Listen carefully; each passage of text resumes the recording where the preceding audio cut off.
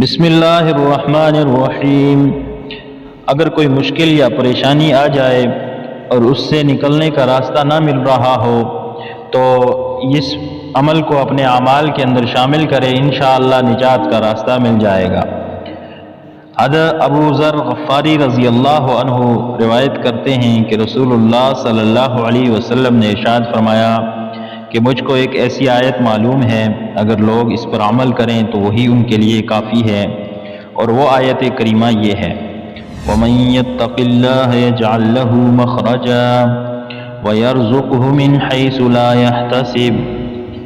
ترجمہ: جو شخص اللہ تعالیٰ سے ڈرتا ہے تو اللہ تعالیٰ اس کے لیے ہر مشکل اور مصیبت سے نجات کا راستہ نکال دیتا ہے، اور اس کو ایسی جگہ سے رزق دیتا ہے جہاں سے اس کا گمان نہیں ہوتا۔ اس روایت کو مسند احمد اور ابن ماجہ اور مشکات شریف میں روایت کیا گیا ہے۔